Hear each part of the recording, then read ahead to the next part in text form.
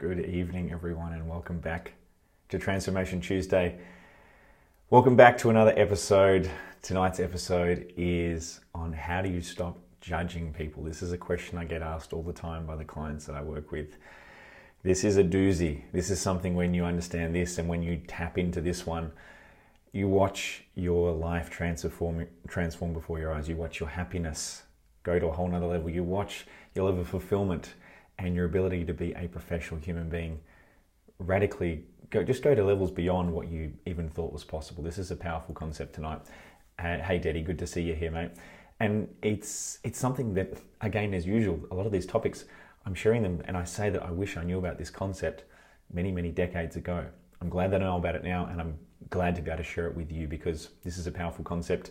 There are many levels of mastery of this concept. Hey, Katrina, good to see you here.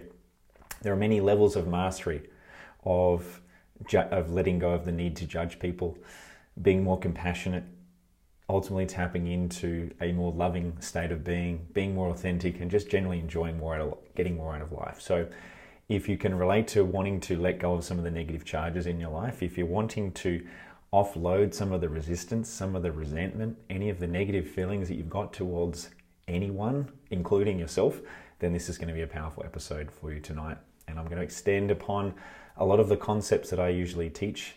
And as always, we're going to go with some practical applications of, well, how do you apply this in your life? What are some of the questions you can ask yourself? How do you turn this into a thing you can integrate into your life? So first of all, thanks for joining me. As you're jumping on, guys, give us a shout out. I'd love to know where you're tuning in from around the place. I know there's a few of you that are coming in from Perth. Hello, good to see you. Good to have you back on Transformation Tuesday.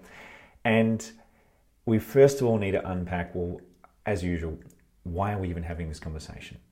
Why is it important that we stop judging people? That's the topic for tonight. Why is it important?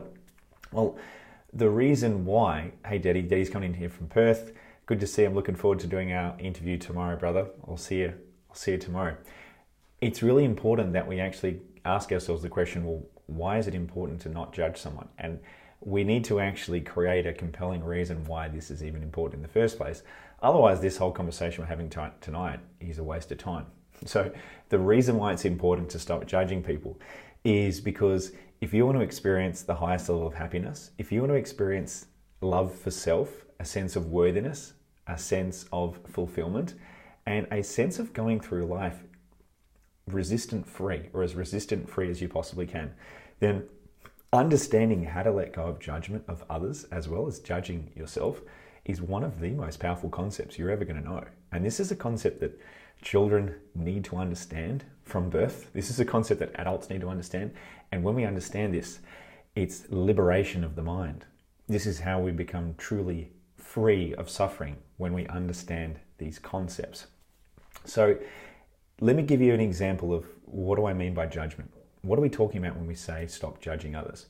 Well, what I'm talking about is judgment is the need of the ego.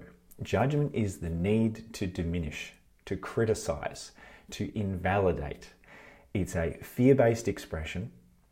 When I say it's a fear-based expression, it's an expression of the ego. It is one of the needs of the human being, which is to diminish, to criticize, which is all coming from a place of fear.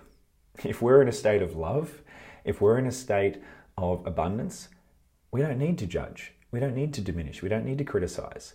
And the key distinction here really is recognizing, well, one of the big myths that exists in personal development and in consciousness in general, which is this. A lot of people feel like they actually need to judge people in order to survive. A lot of people feel like they need their ego to survive. Now, I want to first of all unpack this myth, which is, well, you don't need to judge someone in order to make decisions. The key concept here that some of you guys that have been to my seminars and trainings before will be very, very familiar with is the distinction between the difference between judgment and discernment, also known as preference. So this is a powerful concept, and this concept will deepen and deepen and deepen to many, many layers and many, many levels. So even if you've heard this concept before, tune in from a different lens tonight and see how it applies in a different way. Great to see you again, Mike. Welcome, Angela. So we need to understand this distinction between judgment and discernment, because a lot of people think, well, let's look at some examples. Let's look at some examples like, a lot of people get confused about this, so I really want to clarify this. A lot of people think, well, aren't there nasty and dirty things in this world that we should judge? Isn't there some horrible things that we should all fight against and get all angry and uptight about? And my answer to that is no. You don't need to get angry, frustrated, resentful, aggressive. You don't need to do any of that. You don't need to indulge in any negative emotion in order to exercise your sovereign right to choose what you want to experience. Let me give you an example. Let's look at the concept of murder. It's a very, very extreme concept, and I want to give you an extreme concept to unpack it. The concept of murder. Now, you could look at murder and you could get all frustrated and angry and bitter and resentful, or you could look at the concept of murder and go, well, you know what? It is what it is. Do I prefer to indulge in that behavior? Do I like it? No, not particularly. But do I want to fight it? Do I want to indulge in a sense of criticism? And do I want to create a negative charge around that so that I feel horrible, so that I feel like I'm suffering? Well, the answer there is we can simply exercise our preference, which is, well, I want to live in a world without that, but we don't have to judge it. Now, this is a powerful concept. You can choose your preference, which is to avoid something or to not experience it, without the negative charge. That's called discernment. That's called operating out of a very high state of consciousness, which is operating out of preference. Now, a more simple example to illustrate this point is going to be something like if you're going out with friends and you're both walking up to the ice cream counter and you've basically got the option of chocolate or vanilla. Now, let's just say, for example, if you love chocolate, but your friend doesn't like chocolate. Well, your friend could look at your choice and go, oh, that's horrible. How could you order chocolate? That's disgusting. Or they could just accept it. They could say, well, look, that's your choice. Now, the thing about this judgment versus discernment or preference is this is the concept that liberates the mind. This is the concept that when we understand this and when we apply it, we can realize, we can operate out of preference, we can operate out of choice, out of discernment, and we don't need to indulge in the negative emotions that come with judgment. So this is a powerful concept to know. We never have to indulge in the negative charge, in the criticism, in the resentment, in the bitterness, and the negative energy of anything. Now, it doesn't matter whether we're talking about murder, whether we're talking about terrorism, we could be talking about the most extreme thing in the world. You simply have to say to a concept like that, if you don't want to indulge in judgment, not my bag. It's not my thing. Don't resonate with it. Prefer to do something else. Prefer to experience something else. So we don't have to indulge in the judgment. So the judgment pretends to be necessary. The ego will tell us that judgment is necessary, but it's absolutely not. So this gives us a sense of lightness about how we approach our world. This alleviates suffering. This is the antidote. This is the root cause solution to eliminate suffering at the highest level of consciousness when we understand this concept. And that way we don't need to do all the patch-up work. We don't need to indulge in a lot of the therapy and a lot of the suffering and a lot of the conversations that happen as a result of the damage that gets created from judgment. So this is a really powerful concept. G'day, Daniel. Good to see you here, mate. So we really need to understand that judgment is not necessary. We can operate from a place of discernment. Once we create that awareness of that distinction, what we now get open up to is a whole new world of, I don't have to judge, I don't have to diminish, I don't have to criticize something anymore. I can now move beyond that. I can now have acceptance of something. Now, here's the next critical variable or concept you need to understand is acceptance of something doesn't mean we condone something. Acceptance of something simply means we let go of the attachment, we let go of the resistance, and we let go of the need to control something, and we just say, what is what is. And I'm not going to buy into the emotional drama of making that mean anything. So what happens is we let go of our need to control, we let go of our need to manipulate things to our will, and we just surrender. Now, that doesn't mean that we become complacent. Acceptance does not mean complacency. They're two different concepts. Acceptance means letting go of the need to control, the need to judge, and the attachment to something. It's just simply a surrendering. Complacency would be not taking action or not making choices in alignment and not being empowered to make the choices that are in your highest expression. However, acceptance is a letting go of the suffering. Once you let go of the suffering, you're now freed up to make a higher level of conscious decision-making process so that you can make choices in alignment with your higher self. So that's a key distinction I think it's really worth pointing out there, is because a lot of people think, oh, I don't want to accept a behavior. I don't want to accept that there's things like terrorism and murder in the world. Well, acceptance doesn't mean complacency. Acceptance just simply means that you let go of the suffering. You let go of the negative charge. You let go of the attachment. And this is a concept that's a really, really powerful concept called detachment, which is a letting go of the need to control, the need to know, the need to be able to force things to our preference. That's complete detachment. Attachment to things is one of the core needs of an ego. Our ego feels like we need to control. Our ego feels like we need to know. Our ego feels like we always need to protect at all times. So this is a concept that we need to be aware of, that we are letting go of the need to be attached to something. Powerful to know. So the next step that we need to understand is, well, we've got to first of all identify, well, what do I want to stop judging? Now, the thing about this is, we've got to get clear on, well, what are we actually judging in the first place? What are we even judging? So that's the first step, is awareness. As always, we've got to create awareness of what are we even judging in the first place.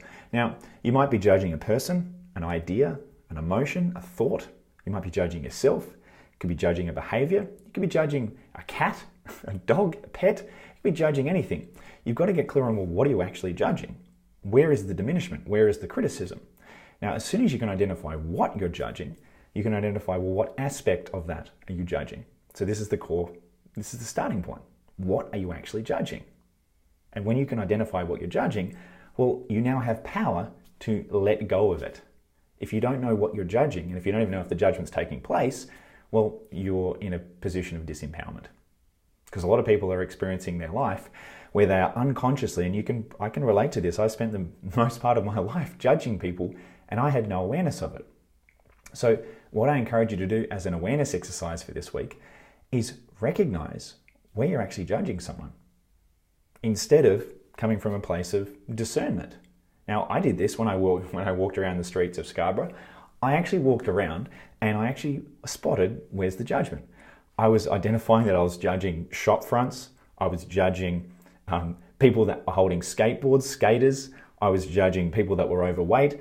My mind and my ego had started to observe, wow, I'm judging all these people. I'm judging an overweight person. I'm judging a person who's smoking. Oh, geez, I just judged the person that tooted their horn in the car. And so when you turn this into an awareness exercise, you now have the power, because you can now observe self. You can now observe the inner workings of your consciousness. Now that is the way to override and hack your consciousness at the deepest, most powerful level. So you want to set yourself an awareness exercise to identify, well, what are you judging? So that's always the first step, awareness. And as I said, it could be a person, a concept, an idea, a car, a house. It could be judging anything, judging yourself, or aspects of that.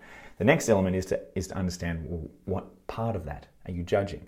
Are you judging a part of your personality? Are you judging a behavior? Are you judging the color of someone's clothing? Are you judging their tonality? Are you judging the way that they speak? Are you judging someone's behavior? It could be someone's lying, cheating, stealing. What are you judging about them? Now, again, you want to create awareness of the judgment. It doesn't mean you condone it. It doesn't mean you support it. It doesn't mean you want to encourage it. What we're simply talking about here is identifying the judgment so you can let it go. You can let go of the negative attachment to it. It doesn't mean you'll make choices in alignment with doing something that you don't resonate with. What it does mean is you let go of the suffering. You let go of the attachment. So that's a powerful step there that you've got to realize, awareness. Now, we've got to get clear on how we want to actually let go of the judgment. Now, the first most empowering step is realizing, well, judgment's not necessary. Number one, judgment's not necessary. So if you didn't already have that learning, write that one down. Judgment is not necessary. I don't have to judge. I can simply operate out of preference. There you go. That's a major universal truth. Judgment is not necessary. It's a fear-based expression and it's not required. What is required is that you operate out of preference, also known as discernment, which is just using wisdom. It's using wisdom and the highest level of intelligence to let go of the suffering. Because a negative emotion experience, when you strip away the wisdom and you separate the negative charge, right, you're left in a place of empowerment and intelligence. However, if you're left in a negative state, in a place of a negative emotion, well, what's happening is that wisdom that's available is not able to be accessed because it's tainted by a negative charge. So a lot of and actually in all cases, you won't be able to find any case where you can see a negative emotion that doesn't involve judgment. So it doesn't matter what negative emotion you could ever conceive of, anger, sadness, fear, hurt, guilt, resentment, bitterness, it doesn't matter what it is. There will be judgment on some level, a diminishment, a criticism of some part of that reality. So you can now look at any emotion and you can pull it apart and say, okay, if we split away the judgment from that negative emotion, what we're left with is wisdom. So you take the negative emotion, you strip away the judgment, you just simply get left with pure intelligence, which is wisdom, which is it's a very rational, logical learning from that experience. So with that in mind, what you can now do is you can now look at all the experiences of your life where you're experiencing some form of suffering, some form of judgment. Judgment and suffering, like suffering is created only through the mechanism of judgment. Suffering is created through judgment. And suffering is created through the lack of awareness that we are creating all of the meaning and all the events in all of our lives. We are meaning-making machines in ultimately a meaningless world. We are the ones, we're the actor, we are the director, we are the sound over guy, we're the producer of our own movie. And we're all watching the same movie, but we're all adding different theme music, we're adding subtitles, we are adding meaning, we are adding emotion. This could either be a comedy or it could be a horror movie. We at all times are adding our own layer of consciousness on what this whole experience means. So we've got to recognize if we are judging someone, well, that's on us. We don't have to judge them. Key concept there to begin with. Once you identify the judgment that's taking place and you identify who you're judging and what aspect you're judging, the next element here is to have what's known as compassion. You've probably heard this one before. Compassion. This is incredibly important. This is one of the most powerful virtues that you can ever tap into. Compassion is the override switch. Now, there are many override switches. Gratitude is an override switch. Compassion is an override switch. But what I mean by compassion is understanding and love coming together. And when you embody this concept of compassion, what you get access to is you can override the suffering. You can have an understanding and a level of acceptance of whatever's taking place. It just is. It's outside of the lens of a human. There's just stuff happening. There's just energy, frequency, and vibration. There's just things happening. And it's our perception as a human being where we now look at something and we go, It's almost like on your TV screen of your mind, we draw a line across the screen and we go, everything on that side of the screen I like is good. And everything on this side I don't like, that's bad. So what we're doing is we are now compartmentalizing and we're creating distinctions and boxes of things that are good and things that are bad. So that's what a human being does. We compartmentalize and we make a distinction, good, bad, right or wrong. So this is a powerful awareness to have, to know that, okay, judgment's not required. We naturally judge. Our ego is the fear-based program inside of us that's going to judge things. And we can only override it once we have the ability to be aware of it. Now, when you have compassion, which is understanding and love, you can come to a place of actually having a process whereby we no longer have a negative charge. We no longer have a sense of resistance to something because it's like we're looking at a little baby. It's like if you're looking at a baby. Now, if the baby's crying, and you could probably get all upset and go, oh, gee, this baby's crying. It's kept me up all night. You could get all angry. But when you look at a cute little baby in its face and it's like it starts smiling at you, it's all good again. Having compassion for this little child. Well, it's the same thing in life. If you can take the compassion that you're able to generate for a beautiful newborn baby, then you can apply that same thinking, that same process, that same energy to everything in your life. It's just a strategy. You can apply compassion to everything. And the way that you do this is by cultivating a series of beliefs. And some of these beliefs are things like, everyone is doing the best that they can with the resources that they've got. Everyone is doing the best that they can with the resources that they've got. Everyone is operating out of the best level of consciousness that they have available. Yes, no one's perfect. Everyone's at different levels of consciousness. Everyone has different learnings. Hey Rod, good to see you here, mate. Everyone is going to have challenges in different areas. Everyone has limiting beliefs, fears. Everyone has an ego. Everyone is trying to figure this life out, including ourselves.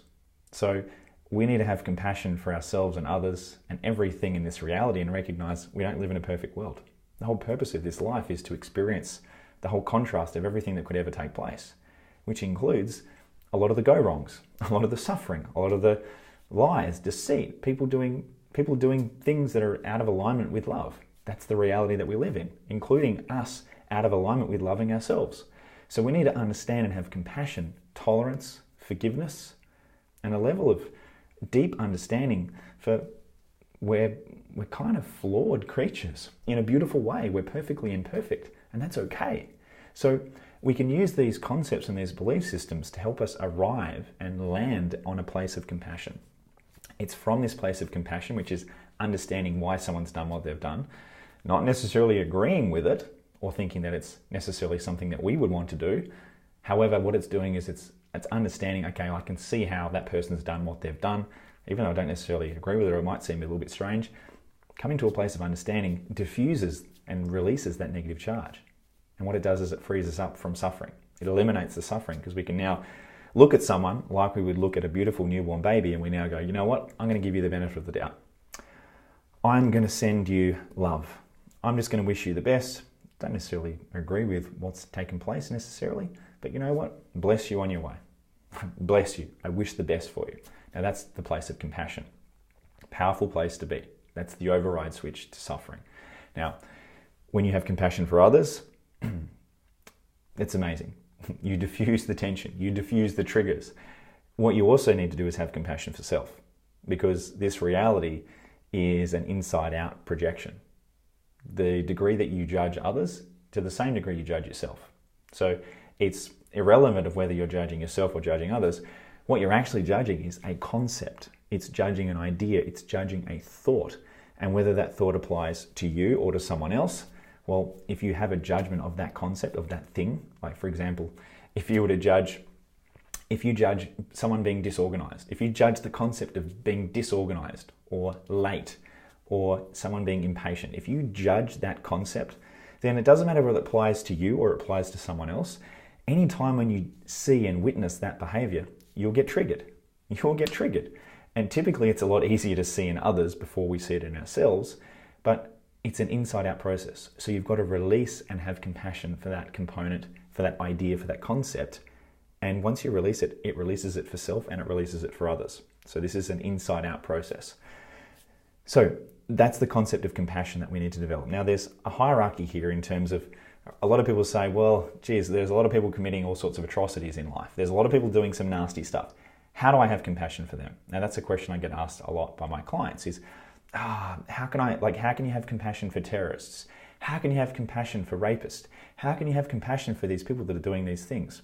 Very, very good question. Now, you don't have to have compassion for them if you don't want to. You can judge them and you can hate on them and you can come from a place of fear if you want, if it serves you.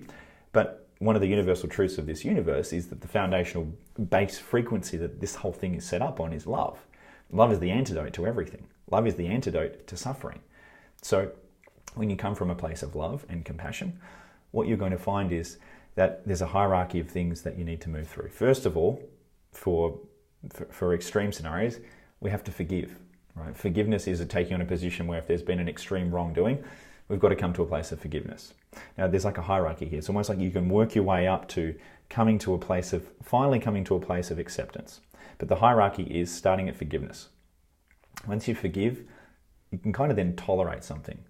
Once you now tolerate it, you can now have a level of understanding for that. Once you have a level of understanding, you can arrive at a place of acceptance. Now, acceptance is neutral. Acceptance is, you know what, that's happened. Doesn't mean, and again, it doesn't mean that we condone it. Doesn't mean we want that to happen. What we are saying is I now have a neutrality to it. I have a detachment to this. I no longer have any resistance present. It's just neutral. I've just nuked it. It's like it's a numbness of like, it's all good. I've just released that from my experience. Now, once you've got to acceptance, the next level is you can actually flip it and you can go to gratitude. You can now say, okay, how could I be grateful for this scenario? Now that's when you start to elevate into positive territory. That's when you start to be able to appreciate something that was negative or something that's disempowering. How can you view that through such a lens so that you can have an empowered learning? How can you take that and extract wisdom from some seemingly negative experience? How can you benefit from some of the negative actions of other people? Now that's when you can extract a high level of wisdom, and that's when you operate on a high level of consciousness, because now you can look into your experience, you can turn on the negative news, you can turn on all these things, and instead of being triggered and feeling sadness and suffering, you can go, where's the learning for me today? I have compassion for that person. I can see why they're doing that. What can I learn from that? How can I grow from this? What's the wisdom I can extract? How can I take this problem and solve it? How can I benefit society from understanding and observing this? So you can take any experience of suffering, you can flip it, have gratitude for it, and now extract the wisdom. When you can have gratitude for something, you now enter a space of consciousness where you can take that information, take that knowledge, the wisdom, and apply it to solve grander problems for yourself and for the human race. So that's what I do. When I turn on the negative news, and I don't watch the negative news very often, but when I watch the news, I need to stand guard at the door of my mind and go, geez, if I buy into this negative news, I'm going to feel depressed. So what I've got to do is I've got to flick it, and I've got to hit the compassion switch and go, rightio, I can see there's a lot of negative stuff going on. How can I take some positive learnings from this? How can I watch this and evolve empowered, knowing that I can do something about it, that I can expand myself? So this is some hacks of consciousness that when you use these, your experience of reality, your consciousness, your happiness, your fulfillment goes to the next level, which I recommend you practice on a daily basis. I definitely recommend, my own personal philosophy is avoiding the negative news. I don't watch a lot of news simply because for me there's not a lot of empowered learnings in that. From time to time I will, but I generally stand guard at the door of my mind, and I'm consciously selecting what do I allow into this device, because knowing that everything that enters your consciousness is having an impact on you. And you've also got to be aware of how you're letting it impact you. So some cool distinctions that I think are really worth understanding and exploring.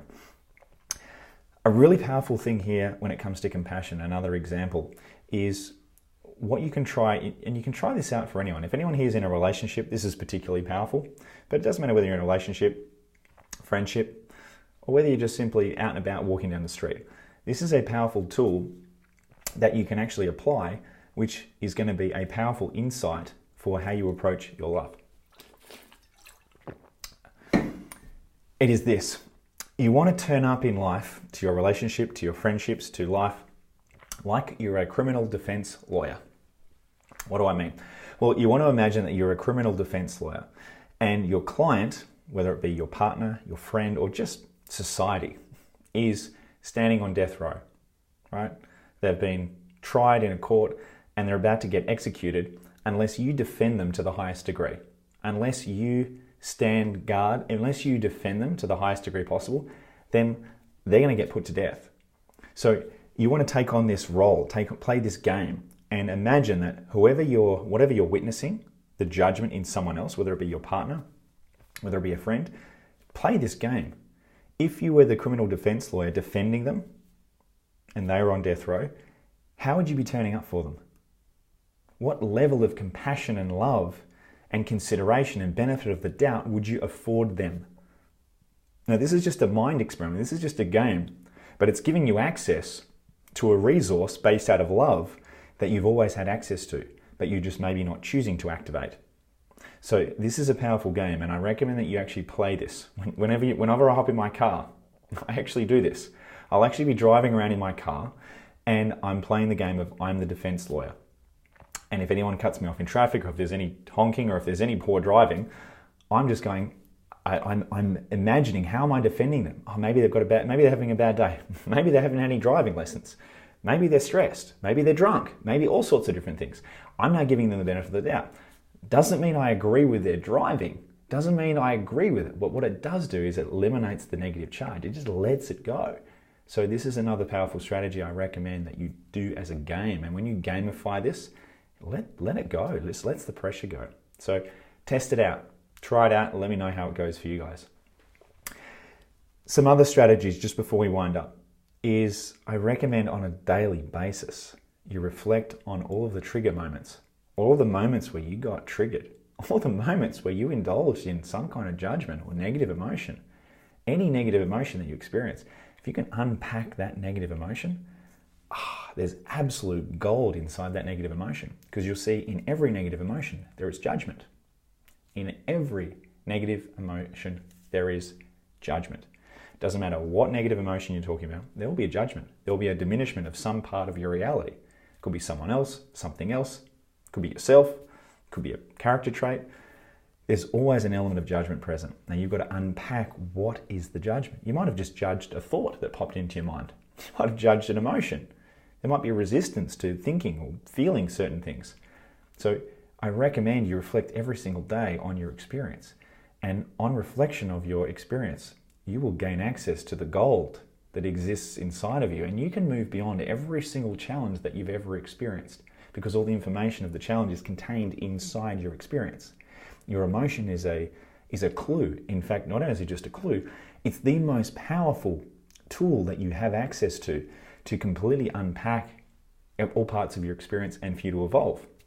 When you truly understand these concepts, you can evolve faster in 1 year than a lot of people doing seminars and personal development will achieve in 10 years. This is powerful. This is absolute gold. Thanks, Angela. Thanks, Dora. So, guys, you really just have to trust me when I say that, like, journaling and reflecting on our day and reflecting on negative emotions, it's not just journaling for the sake of journaling and just kind of ticking a box. It is the highest level of self-introspective, expansionary process. Because if you diagnose and if you confront all of the challenges inside your experience, as I said, all the information that you need to evolve and move beyond that limitation is contained within that emotion itself. All the data is contained in that. When you reflect on it, you will get all the information that you need. You don't need a guru or someone outside of you to share with you what's taken place. If you have that ability to reflect on it, you can unpack it yourself. So journaling is an incredibly powerful process. And if you're not currently doing it consistently every single day, then you're at a serious disadvantage in life. Life is hard enough. We need all the advantages we can get. So I definitely recommend, if you're not already doing that, set it as a daily principle, as a standard, as a code of conduct for part of your experience. And the benefits are going to be exponential in your whole entire reality. You're going to earn more money. You're going to have better quality relationships. You'll have better health, because this is something that applies to every dimension of your life powerfully. I'm going to leave it there for tonight, guys. We've obviously covered some pretty deep topics. Anyway, as I said, this is a really powerful concept. When you apply it, when you go through the journaling, when you look at the introspective processes about what are the negative emotion experiences you're having, where are the judgments, what are you judging about yourself, what are you judging about others, when you figure this out, you'll find that this is going to set you free. This will liberate you from the prison of your mind. And this is a powerful concept. All these concepts that I am sharing with you, I'm sharing them with you because they're powerful. I wouldn't be sharing these with you for any other reason if they weren't important.